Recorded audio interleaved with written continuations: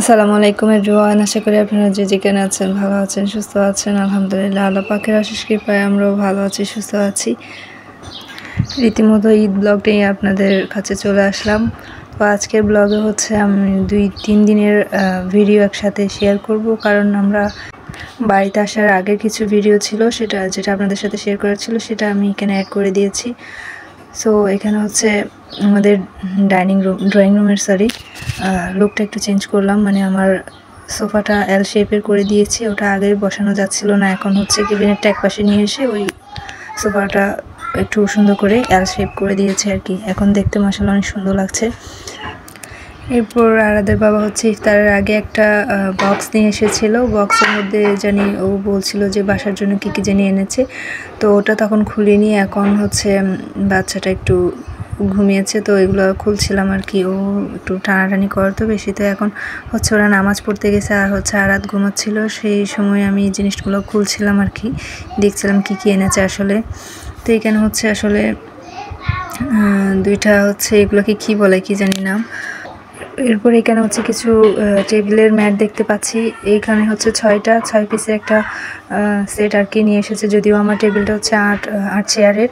এরপর একটা রানার সহ একটা সেট দেখতে পাচ্ছি। ওর হচ্ছে আসলে সামনে যা পাই সেটা নিয়ে ফেলে, মানে চোখে ভালো কিছু লাগলে আর কি ওরকম নিয়ে ফেলে। তো এখানে আর কিছু দেখা যাচ্ছে, এটা হচ্ছে মানে গ্লাস স্ট্যান্ড, সাথে একটা প্লাস্টিকের জগও দেখা যাচ্ছে। কারণ ও জানে যে আমার বাসায় প্রচুর জিনিস ভাঙাভাঙি হয়। মানে এতদিন তো আমরা গ্লাস ইউজ করতাম, তো গ্লাস সব বলতে গেলে সবই শেষ।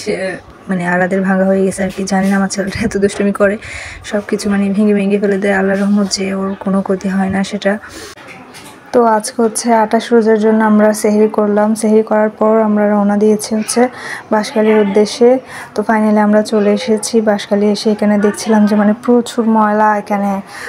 আসলে মানুষ না থাকলে, আপনাদেরকে এর আগের ভিডিওতে আমি বলেছিলাম যে আমরা গেলে বাড়িতে এরকম একটা পরিস্থিতি সৃষ্টি হয়। তো আমরা এখন সব কিছু আসলে ক্লিন করছি একে একে, ফ্লোর, তারপর হচ্ছে উপরের সব মেঝে, এরপর টেবিল, ফার্নিচার, এগুলো সব কিছু আসলে ক্লিন করছিলাম।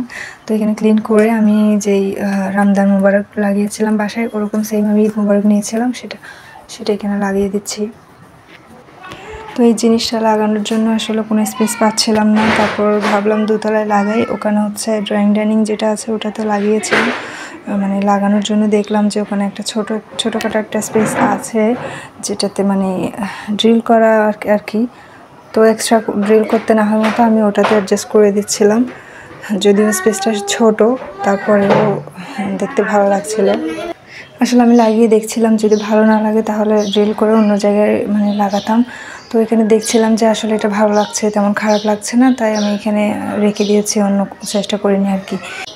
এরপর আমি যেই ফেয়ারি লাইটটা ছিল সেটাও লাগিয়ে দিচ্ছি, রেইনবো কালারের। এটা ডলি আসার সময় নিয়ে এসেছে বাসা থেকে, মানে যেটা বাসায় লাগিয়েছিলাম সেটা এখানে নিয়ে এসেছে আর কি। এরপর আমাদের লাগানো শেষ। তো দেখছিলাম এটা জ্বলছে কেমন। তারপরে আমি এখানে রুমে এসে রুম টুম গুছিয়ে নিলাম। এরপর হচ্ছে বাইরে জানলা খুলে দিলাম, কারণ হচ্ছে ঘরটা এতদিন মানে বন্ধ ছিল, তো এখানে পুরো অন্যরকম একটা গন্ধ ছড়াচ্ছিল। সেই জন্য আমি সব কিছু ভালো করে খুলে দিচ্ছি, যেন ভালো এখানে অনেক ভালো একটা বাতাস পাচ্ছিলাম আর কি, সেই জন্য এটা খুলে দেওয়া। তো আমরা বাড়িতে এসে একটা রোজা পেয়েছি। মানে সবাই ভাবছিল যে 29 রোজা হবে, কিন্তু এখানে এসে দেখলাম যে আসলে 30টা রোজায় আলহামদুলিল্লাহ আমরা পেয়েছি। তো এখন হচ্ছে আমাদের ঈদের দিন ফাইনালি। তো আমরা রেডি হয়ে নিলাম সবাই। যখন ছেলেরা মসজিদে গেল তখন আমরা মেয়েরা রেডি হয়ে নিলাম। এরপর হচ্ছে রুম টুম একটু সুন্দর করে গুছিয়ে নিলাম, কারণ এখন থেকে হচ্ছে বাচ্চারা আসা শুরু করবে ঈদের মানে সালাম করার জন্য, আর হচ্ছে বড়রাও আসবে, সেজন্য আর কি সব কিছু একটু পরিপাটি করে রাখা আর কি। তো এখন রেডি হয়ে আমরা জাস্ট একে অন্যের সাথে আদান প্রদান কি বলে সালাম আদান প্রদান, ঈদ আদান প্রদান করব, খুশিটা আর কি শেয়ার করব, ভাগাভাগি করব। আর এই হচ্ছে আমাদের এখানে হচ্ছে আমি রেডি হয়ে মানে দাঁড়ালাম। তো ডোরিকে বলছিলাম কেমন লাগছে, কারণ উপর থেকে রেডি হয়ে আমি একেবারে নিচে চলে যাব, কারণ মেহমান তো আর উপর আসবে না, সেজন্য আমরা নিচে যাব আর কি। এরপরে হচ্ছে একটু ভিডিও করে নিচ্ছিলাম এই সব কিছু ঠিকঠাক মতো, কারণ এরপরে ভিডিও করতে গেলে দেখবেন আপনার যেরকম গুছিয়ে রাখছেন সেরকম থাকবে না, কারণ এখানে হচ্ছে অনেক মানুষের আনাগোনা থাকবে সেজন্য। তো এখন আমাদের রুমটা কিন্তু খুব সুন্দর লাগছিল। আরাতকেও মানে খুব ভোরে জাগিয়ে দিয়েছি, কারণ আমার ইচ্ছে ছিল যে এবারে ওকে মানে ঈদের নামাজ পড়তে পাঠাবো।